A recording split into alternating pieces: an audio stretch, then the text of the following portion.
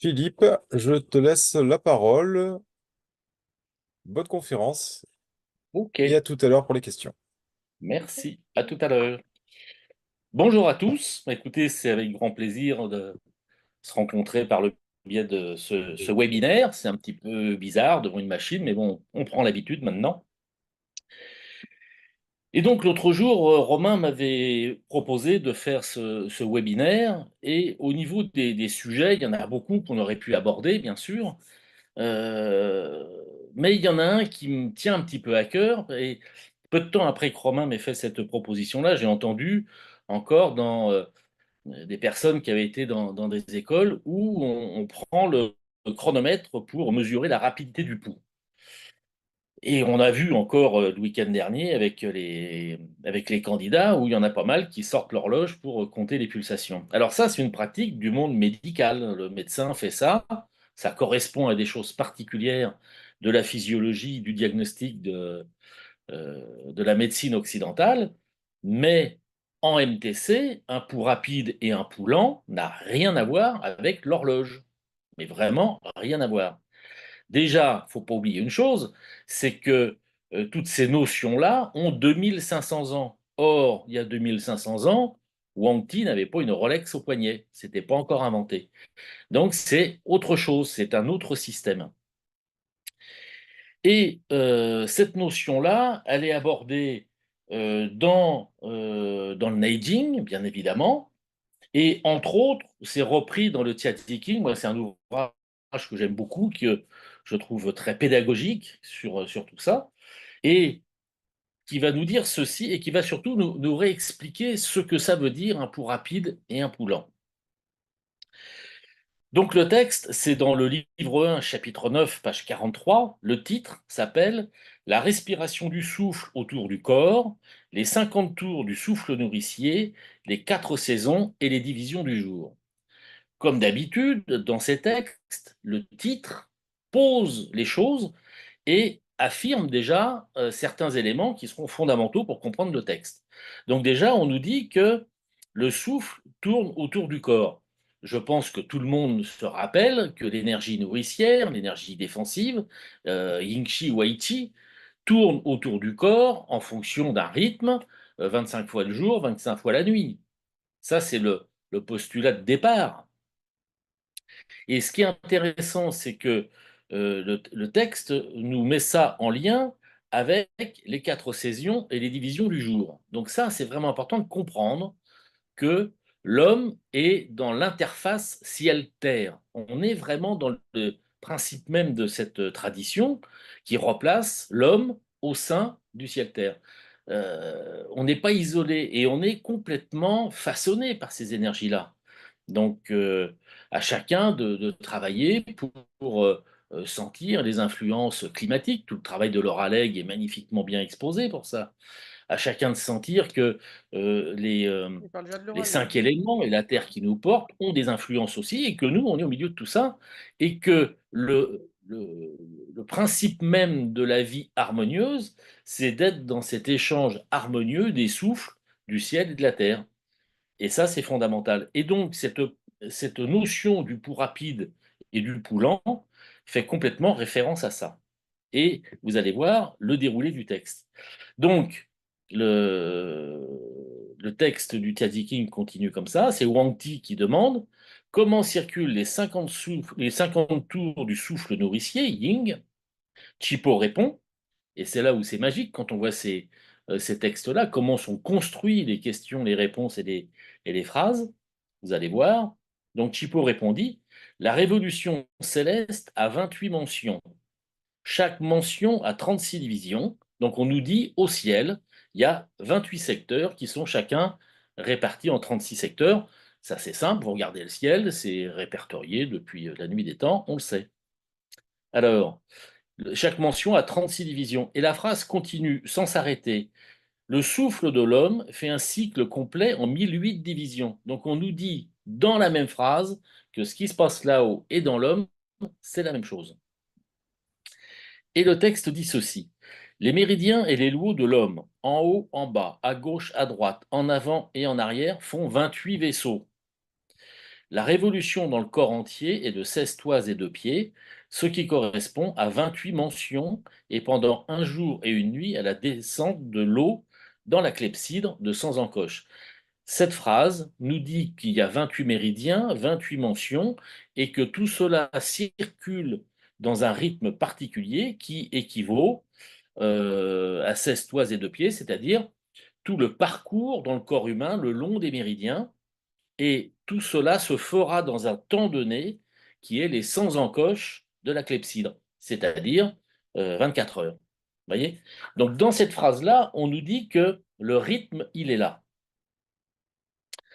Et le texte continue comme ça en disant: ainsi, quand l'homme expire une fois, le pouls bat 2 fois et le souffle avance de 3 pouces.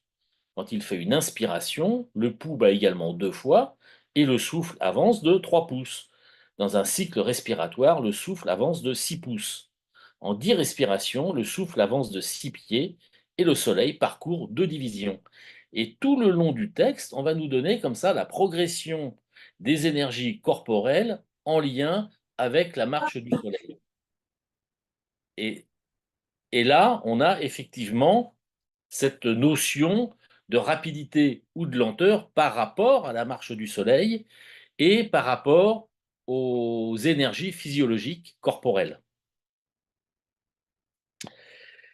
Et le texte continue comme ça. Alors après, la suite du texte, elle est un petit peu particulière. Voilà, quelqu'un qui nous fait de la démonstration. Ouh, ça fait bizarre. Alors, donc on a dit en 10 respirations, le souffle avance de 6 pieds et le soleil parcourt 2 divisions. En 270 respirations, le souffle avance de 16 toises et 2 pieds. La circulation du souffle dans le corps fait un tour complet. L'eau de la clepsydre descend de 2 encoches. Le soleil parcourt 20 divisions et un peu plus. En 540 respirations, le souffle fait 2 tours dans le corps. L'eau de la clepsydre descend de 4 encoches. Le soleil parcourt 40 divisions et un peu plus. Et on va continuer comme ça. Je vous évite toute la lecture, mais c'est tout codifié. Donc il y a les 2700 respirations qui vont faire une partie du système. En 13 500 respirations, voilà, donc on arrive à la fin là. En 13 500 respirations, le souffle fait 50 tours dans le corps, l'eau de la clepsydre descend de 100 encoches, le soleil parcourt 28 mentions, l'eau de la clepsydre est épuisée et la circulation dans tous les vaisseaux est achevée. Voilà, ça c'est ce qu'on appelle la- cette notion du pouls rapide avec le calage avec la respiration, où on va se retrouver avec deux pulsations à l'inspire, 2 pulsations à l'expire, une à l'apnée.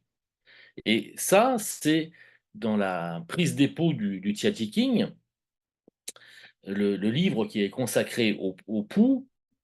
Il y a d'abord les poux carotidiens, les poux radiaux, ça j'en ai déjà souvent parlé. C'est la première chose pour remettre l'homme au sein du ciel-terre.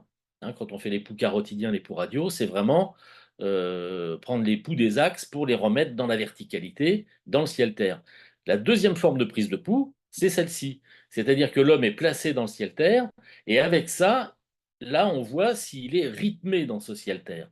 C'est les deux formes de pouls fondamentales. Et après, on va aller voir les poux radio, voir comment ça se passe, et là, on va prendre les poux de manière classique. Voyez. Mais la première chose, c'est de replacer l'homme dans le ciel-terre et dans le rythme du ciel-terre, surtout. Donc, c'est ce que propose le texte. Et voilà, et il y a donc cette autre proposition qui nous dit, quand Wang Ti demanda quel est le pouls du sujet sain, Chipo répondit: quand l'homme fait une expiration, le pouls bat 2 fois. Quand il fait une inspiration, le pouls bat également 2 fois. Lors d'une expiration, d'une inspiration et d'une apnée expiratoire, le pouls bat 5 fois. C'est ce qu'on appelle le pouls du sujet sain. Le sujet sain, c'est celui qui n'est pas malade. C'est quand même important ces trucs-là. Je veux dire, que ce soit les poux carotidiens en radio où on nous dit la même chose, et ça, c'est vraiment un sujet qu'il faut avoir à cœur et essayez de vous entraîner quand vous êtes avec vos patients, de compter les battements radio. Donc, moi, ce que je fais, ce que je propose à mes élèves, c'est d'abord d'écouter le battement radial, de se mettre dans le tempo. Un, 2, 3, 4. Bien. Et puis tout doucement, essayez d'observer la cage thoracique ou le ventre qui gonfle et qui dégonfle. Et vous allez, à un moment donné, pouvoir observer que la cage thoracique et le ventre dégonflent, et ça repart. Et là, vous observez sous vos doigts s'il y a une pulsation. Et vous recommencez à compter là. 1, 2, on voit le ventre qui gonfle. Au 3, on voit qu'il commence à dégonfler. 4, il dégonfle. 5, il y a l'apnée. Hop, ça repart et ça remonte. C'est une habitude à prendre. C'est pas très compliqué à faire. Il faut juste s'y astreindre un petit peu. Les élèves y arrivent sans souci, hein. Mais essayez ça et vous allez voir que assez souvent quand même, il y a un déséquilibre de ce côté-là. Vous réglez ça et ça fait beaucoup de choses. C'est vraiment important. Dans le texte, dans le Lingshu, entre autres, il y a une petite phrase un petit peu plus loin qui dit lorsqu'il y a un problème de rythme, le médecin n'est pas malade, c'est pourquoi il calme sa respiration pour mesurer le sujet malade. Ou dans le texte, on a l'impression que le praticien va pouvoir estimer le rythme du patient en comparant son pouls. Comme je disais tout à l'heure, il n'avait pas d'horloge, donc il y a un élément qui doit être un peu de référence. Donc ça part quand même du principe que le thérapeute va bien. C'est un bon sujet de travail, ça, hein. Je vous le conseille d'essayer de faire en sorte de veiller à votre santé le mieux possible. Et à ce moment-là, on peut comparer notre pouls et celui du patient si on se demande ce qui se passe, quoi. Je l'ai fait de temps en temps, je suis pas, ça m'apporte pas énormément, mais bon, je l'ai fait pour tester quand même. Voilà, mais ça, c'est la petite nuance qui vient se poser sur ce système-là. Partout dans les textes, c'est cette proposition de voir que les énergies circulent dans le rythme céleste, et ça, c'est vraiment important. Alors, s'il y a un décalage, s'il y a un problème de rythme, comment agir? Pendant longtemps, je me suis servi d'une proposition du Ling Shu qui nous dit que il faut utiliser le 6 rein ou le 62 vessis, c'est-à-dire les points clés du Yin Xiaomai et Yang Xiaomai. C'est-à-dire que si le pouls est trop lent, on tonifie le 6 rein. Si le pouls est trop rapide, on disperse le 62 vessis. Ce qui est logique. Je tonifie par le yin, je disperse par le yang. On est dans des choses très classiques. Mais ce n'était pas toujours archi évident. Et en fait, on a un texte qui nous propose quelque chose de très intéressant, et là, moi, je trouve que ça marche très, très bien. C'est le Nanjing. Le Nanjing dans la difficulté 4, qui nous dit ceci. Donc, le titre, c'est Discussion à propos de la règle du yin et du yang du pouls. La difficulté 4 dit: le pouls détient la règle du yin et du yang. Que cela veut-il dire?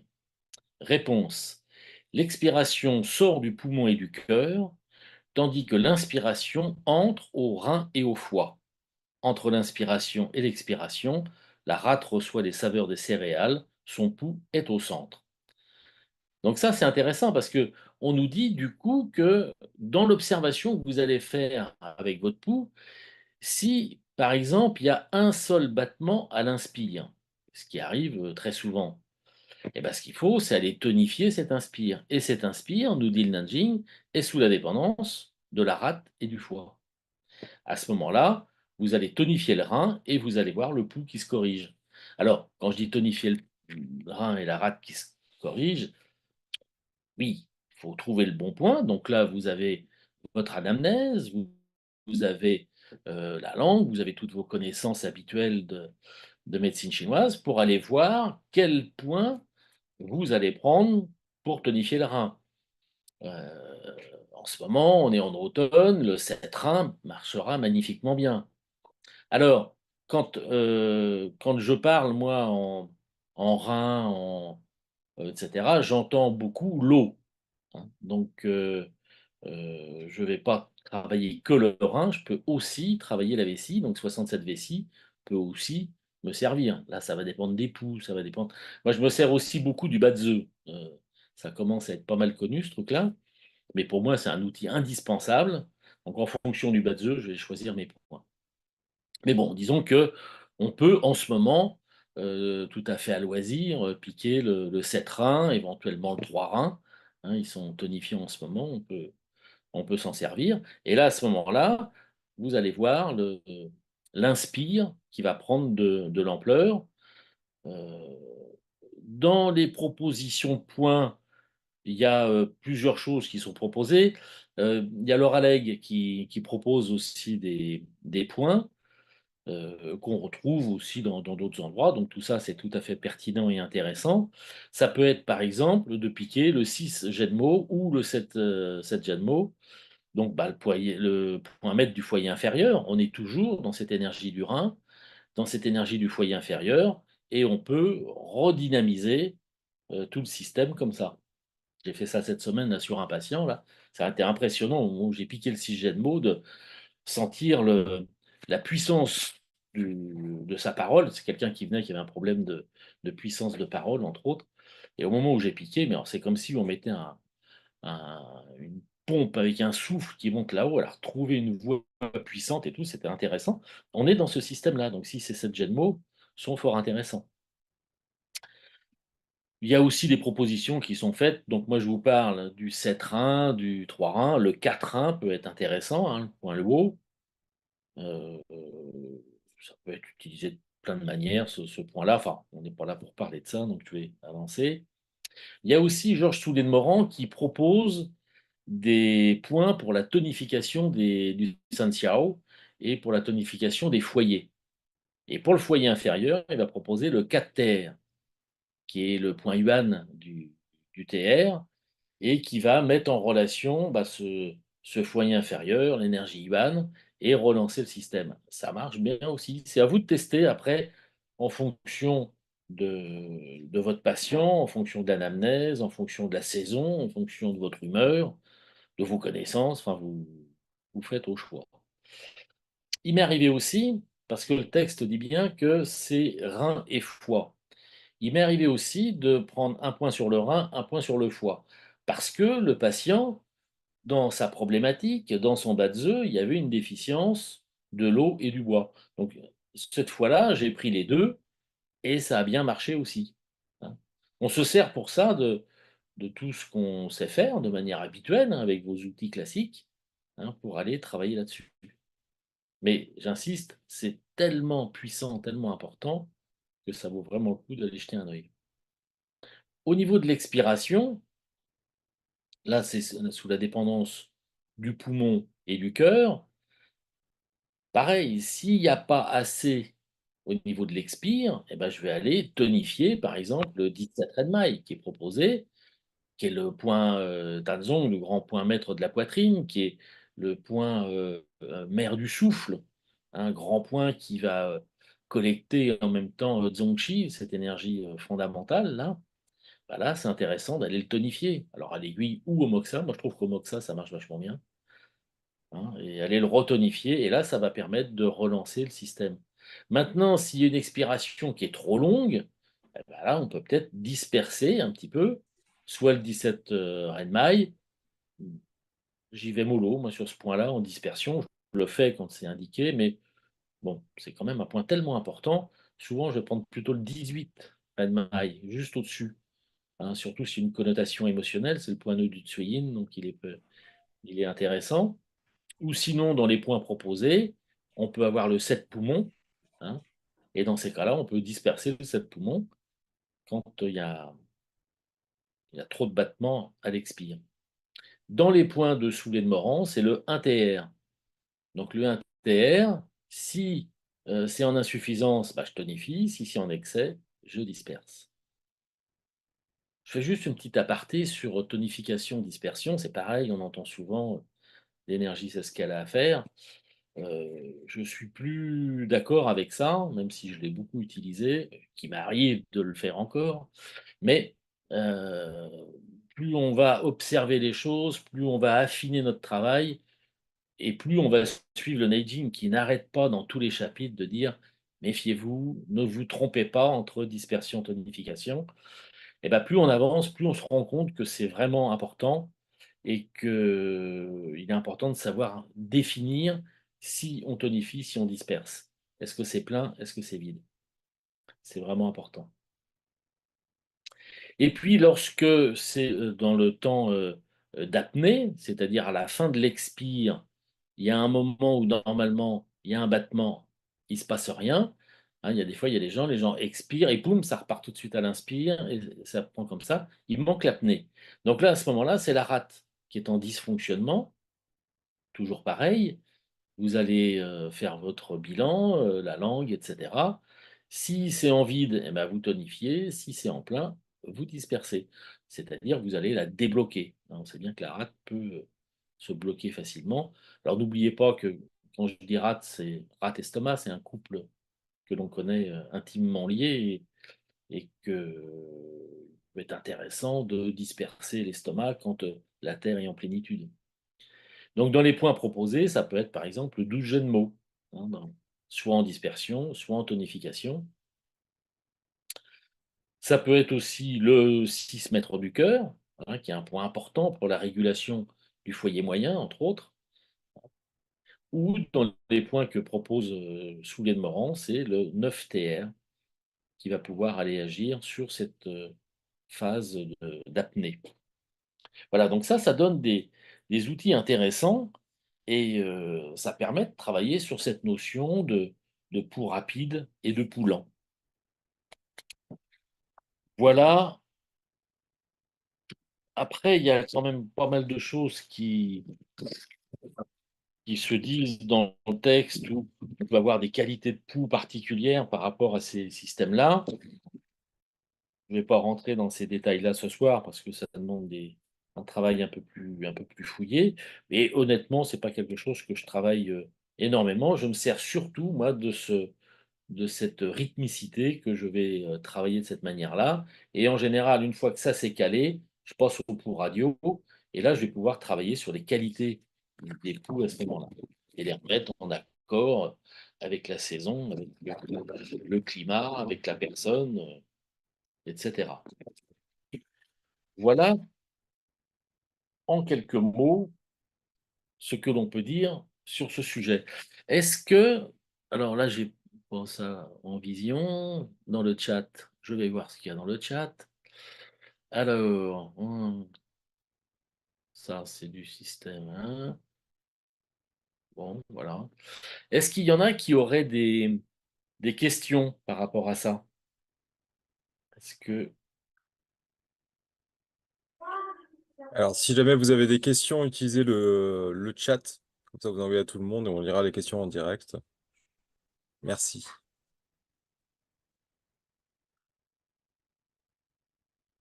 toi, Romain, ça a été, c'est clair Alors, c'est clair, ce qui est demandé aussi, c'est les références que tu cites. Parce que dit comme ça, bon, le chinois prononcé à la française, on ne sait pas tout à fait de quel livre tu parles. On a reconnu le D'accord. Nanjing, le Wending, mais le Ta Thinking, par exemple, montrer c'est quel, parler du chapitre. Alors, le Tianzi King, c'est le livre de Wang Fumi, Ok. celui-ci. Vous le voyez à l'endroit ou à l'envers, là? Là, c'est bon, c'est parfait. C'est bon, d'accord, ok. Parce que moi, sur mon icône, je le vois à l'envers. Donc, le Tianzi King, c'est l'ouvrage de Wang Fumi, qui est un ouvrage, comme je disais tout à l'heure, que je trouve clair, passionnant, qui m'a toujours parlé. Quand j'étais en cours avec Elisabeth Rochat de la Vallée et le Père Lard, avant qu'il sorte ce bouquin-là, souvent Elisabeth citait des passages, et à chaque fois que j'entendais les passages, je me disais, mais c'est quel bouquin ça? Ah, c'est le Tianzi King. Bah, il n'est pas sorti encore. Et le jour où il est sorti, je me suis jeté dessus, et depuis, c'est devient vraiment mon ouvrage de référence, que ce soit en cours ou pour étudier. Ok. Ça, Les c'est questions, vraiment important. les questions commencent à arriver. Donc, première de Vincent François. J'ai remarqué que les corrections que vous indiquez n'ont pas un effet dans la séance, rarement, sur ce rythme 2-2-1. Alors, ça, c'est très intéressant. Parce que dans ces cas-là, ça veut dire que les points choisis ne sont pas les bons. Relève ton pied. Parce qu'en général, on l'a immédiatement. Alors moi aussi, il y a des fois, ça marche pas. Et ben dans ces cas-là, je reprends mon anamnèse, je reprends mon observation, je reprends mon choix de points, Et bien souvent, je reprends ma localisation de point. Parce que ce qui se passe souvent, c'est qu'on va piquer le cétrin, par exemple, j'en parlais tout à l'heure, on pique le cétrin comme on a l'habitude de le piquer, etc. Et ça ne fonctionne pas. Eh ben, j'enlève mon aiguille et je prends le temps d'aller relocaliser le point. Et bien souvent, c'est ça qui fait défaut. Mais je vais remettre l'aiguille juste à côté, hein, c'est vraiment euh, des fois, c'est infime la différence. Peut-être aussi que mon intention est plus puissante à ce moment-là parce que j'ai retravaillé la localisation de mon point. Mais souvent, c'est ça quand même. Donc, d'abord, vérifier que ce soit le bon point. Est-ce que je suis en accord, je sais pas, avec la saison, etc. Si par exemple, en ce moment, vous faites le 10 rein, bah, les points hauts sont dispersants en ce moment, donc c'est pas ça qui va être le plus tonifiant. Le 7 rein sera plus intéressant, par exemple, hein. On n'est pas non plus obligé de suivre tous ces systèmes-là, mais pour moi, c'est vachement important. Et puis des fois, on va mettre un point, par exemple le 7 rein, on a vérifié que ce soit le bon point, on l'a bien piqué et tout, c'est pas suffisant, et ben je vais rajouter des points. Il y a une élève chinoise un jour qui m'a dit l'expression, ça s'appelle rajouter un cheval. Donc dans ces cas-là, eh ben, on rajoute une aiguille, par exemple le 3 rein, juste à côté. Très souvent, je pique le 8 rein, non pas dans sa fonction pointerie, etc., mais en tant que point collatéral. En fait, Jean-Louis Blard, que j'ai longtemps suivi, me disait souvent, tu sais, moi je pique le 7, le 8, pour moi l'un et l'autre c'est pareil. Et en fait, très souvent, je vais piquer le 7 et le 8. Et le 8 qui va être souvent très sensible. Donc, faites ces deux points-là. Travaillez bien l'aiguille, bien localisé, et il y a de fortes chances que à ce moment-là, ça puisse bouger. Voilà, c'est une proposition. Mais en général, quand ça bouge, c'est tout de suite, hein. C'est même pas dans la séance, c'est on va piquer, on revient, c'est bon, c'est réglé, hein. Ok. Alors, Question suivante de Maya Parent. ouais. Si on a moins de 5 pulsations par respiration complète, cela signifie-t-il que l'on n'a pas les 50 tours? Si plus de 5 pulsations, on a plus de 50 tours, quelles sont les conséquences? Peut-on dire que la personne est en disharmonie avec les énergies externes?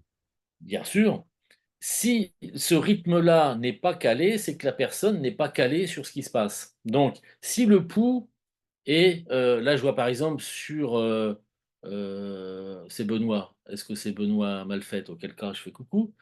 Un seul battement à l'inspire, un seul à l'expire, ça c'est un pouls lent.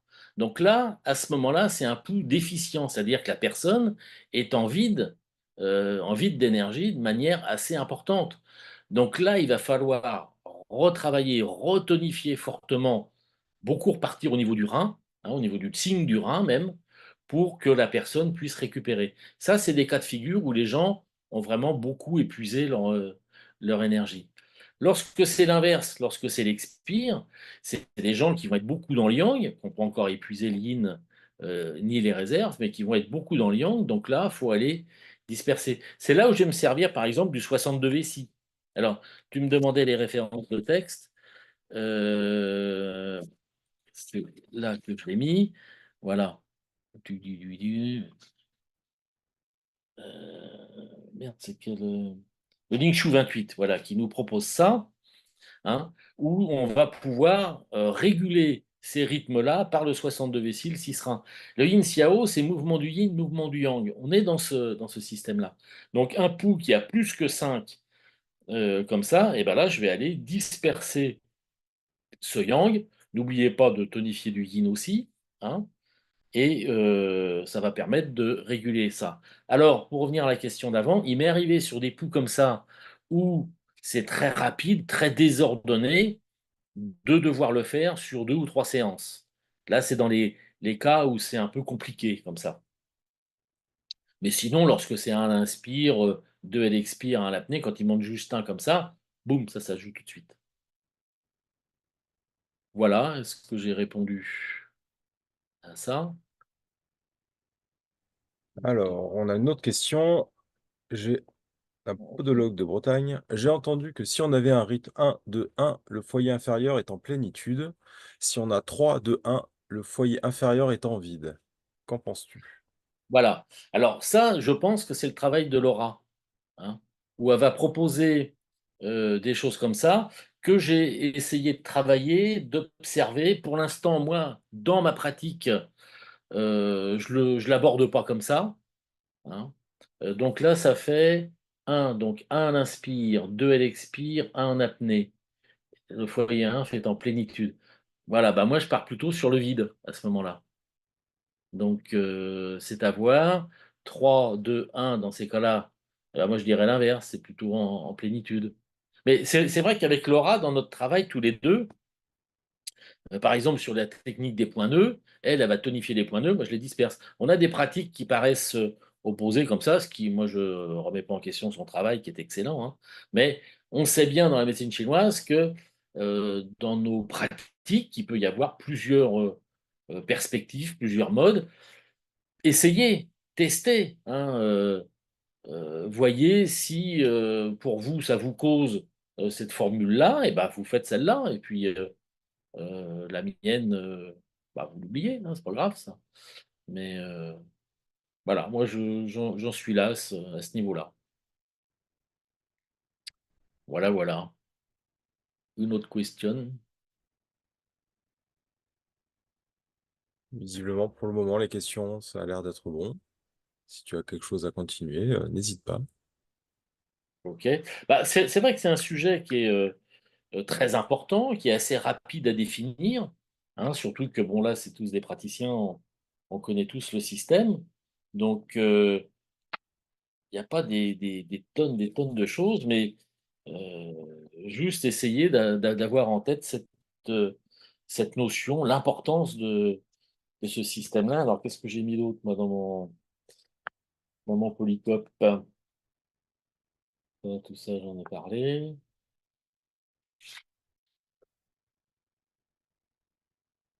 Voilà, voilà.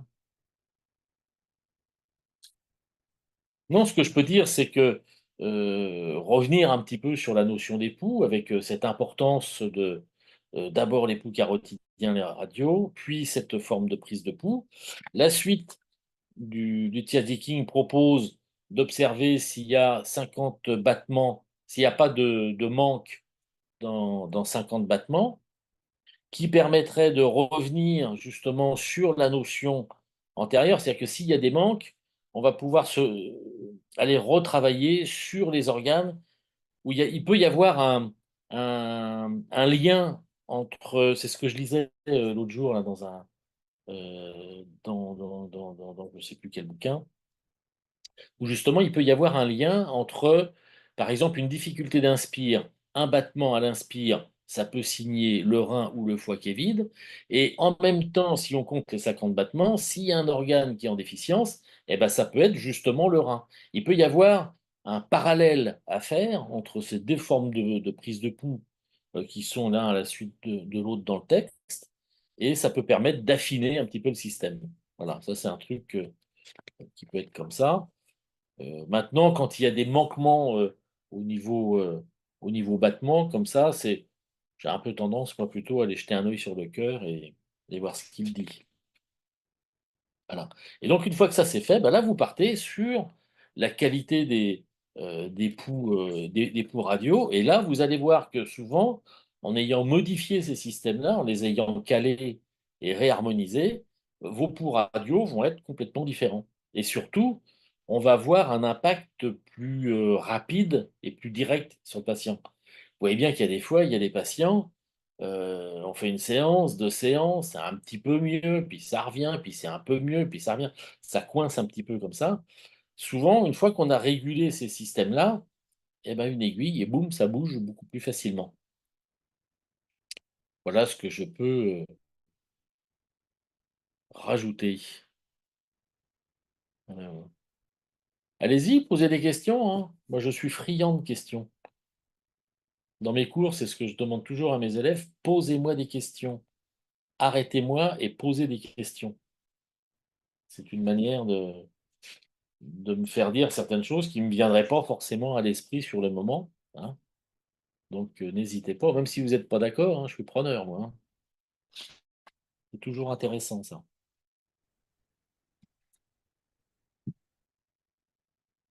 Bah alors, personne questionne?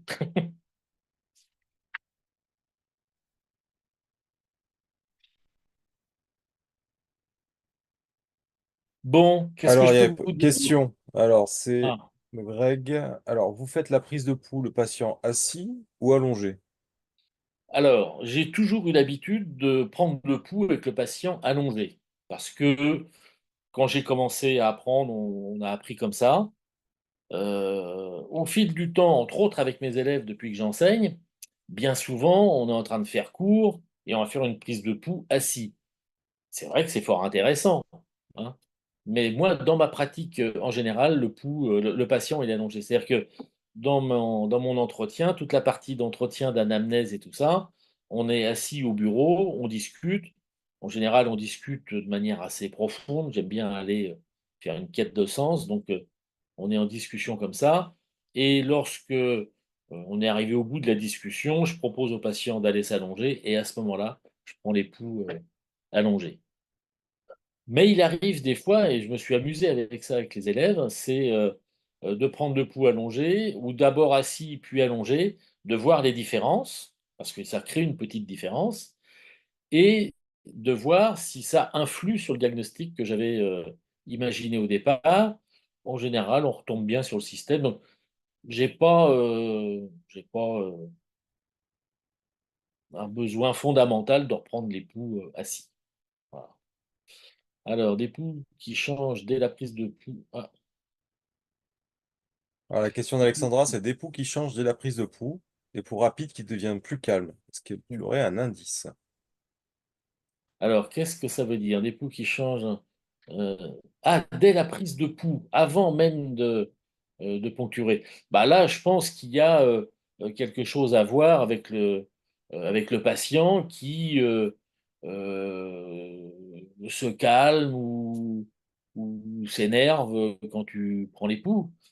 Après Alexandra, fais attention, au décolleté. Enfin non, c'est peut-être pas ça qui fait accélérer le pouls, enfin bon, fais gaffe quand même, hein. Ça, c'est il y a souvent le côté émotionnel qui va intervenir sur tout ça ou alors simplement le patient, bah, qui était arrivé un peu rapidement et cetera et bah, une fois qu'il s'allonge, bah, hop, ça commence à se poser tout doucement et puis, quand on prend les pouls, il se sent pris en main et bah, il peut se détendre. Moi, je dirais ça comme ça, hein. Après, comment Question de décrit-on la Béatrice chaleur et Maurice. le froid? Ouais, Ah, je en te laisse la fonction. lire, s'il te plaît. Ouais, ouais. Et ben ça, c'est les critères que vous connaissez tous, hein. Si un pouls est accéléré, donc de plus de 5 battements, on est dans une indication de caractère yang. Ça peut être de la chaleur, pas obligatoirement, mais ça peut être, hein. Et si c'est ralenti, ça peut être du froid. En tout cas, c'est un caractère yin, qui peut être soit du vide, soit du froid, soit les 2, hein. Les caractéristiques yin-yang, restent les mêmes. De toute manière, le patient qui vient vous voir, il vient vous voir avec des symptômes et des manifestations particulières que vous avez déjà vues. Vous avez vu normalement pendant, votre anamnèse qu'il avait des symptômes de chaleur, de froid ou d'agitation ou d'inertie et cetera. Donc ça va rentrer dans ce système-là, hein. Là, il y a rien d'extraordinaire. Alors, Joël qui nous dit: «Laura Lègle teste 2-2-1 au niveau du 3 reins». Et bah, ça, je ne savais pas. 3 reins, ça fait partie des poux périphériques, de l'énergie ancestrale, oui, bien sûr, hein. Que tu le testes ici ou au pouls radial, je présume, n'étant pas forcément très fort en médecine occidentale, mais je présume que l'artère radiale et l'artère pédieuse, l'artère, tibiale, sont sous le même rythme du cœur, hein, donc normalement ça doit être pareil partout, hein, ce système-là, donc que tu le prennes là ou ailleurs, pourquoi pas, quoi. Après, que tu utilises ce pouls pour cette perception d'énergie ancestrale, je le fais de temps en temps, oui, bien sûr, hein. Pas excessivement souvent. C'est vrai qu'au début, quand j'avais appris tout ça, je m'en servais beaucoup et puis, un petit peu moins. Le travail que j'ai fait sur le nudging m'a amené à beaucoup considérer le 42 estomac et le 3 fois. Il y a tout un chapitre, là-dessus qui va, justement, donner des indications sur le pouls du 42 estomac et du 3 fois en disant bien: «Si ces pouls ne sont pas perceptibles, surtout ne pas tonifier. Et si ces poux sont pleins, surtout pensez à disperser. Et c'est quelque chose que j'ai beaucoup inclus là, dans ma pratique depuis quelques années, et j'y fais très attention à ça.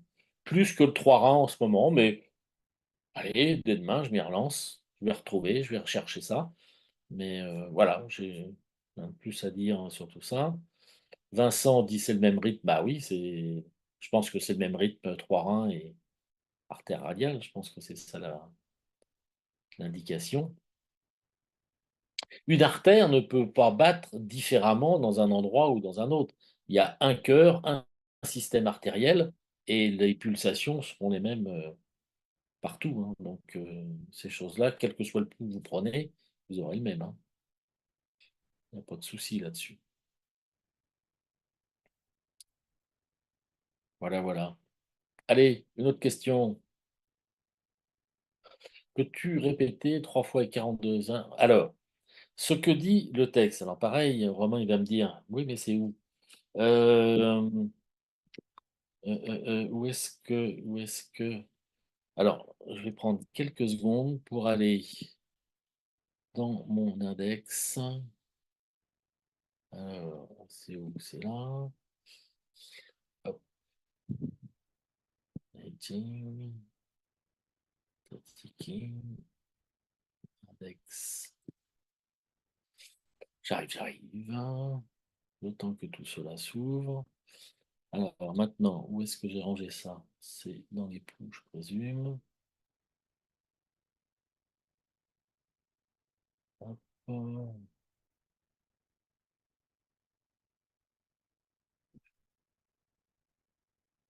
euh,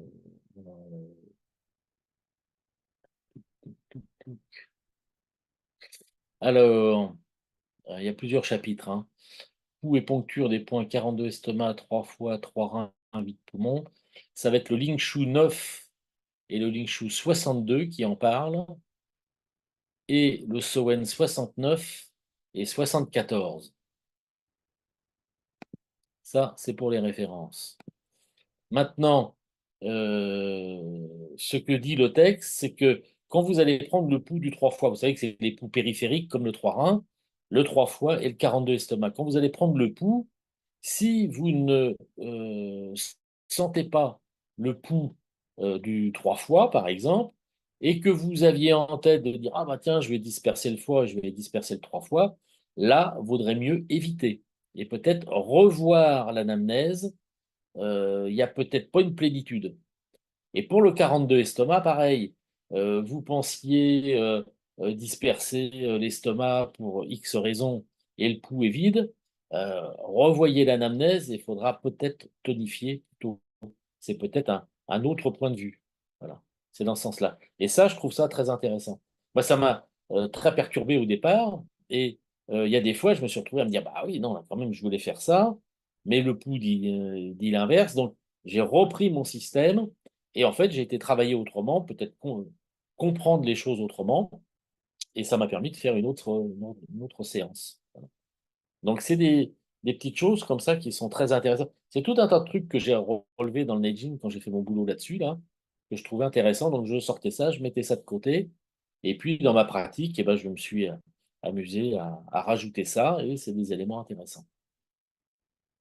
Il y a beaucoup de points comme ça qui sont donnés dans les textes qui peuvent paraître un peu simplets comme ça, mais qui sont d'une redoutable efficacité, hein. Toutes ces choses-là, c'est vraiment, vraiment important. Alors, est-ce qu'il y a des questions? Non, pas de questions.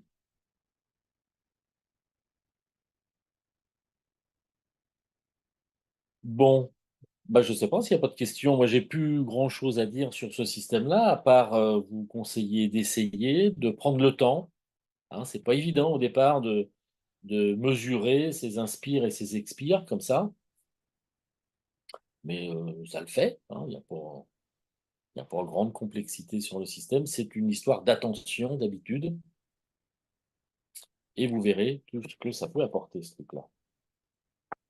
Mais écoute, s'il n'y a pas trop d'autres questions, je pense qu'on va en rester là, Ok. à moins qu'il y ait d'autres questions. Ça a été encore un plaisir de t'avoir parmi nous. J'ai enregistré normalement sans erreur toute la visio qui sera donc disponible en replay. Vous aurez tous le lien replay par mail et normalement ça devrait être disponible dans votre espace adhérent. Il sera valable 2 mois. Les visios auront lieu, si tout va bien, les quatrièmes lundis de chaque mois à 19h. Donc le prochain, ça devrait être le 28 octobre, si je dis pas de bêtises. On aura des différents thèmes qui seront annoncés de la même manière. En tout cas, merci à vous d'avoir été présents. C'était très agréable.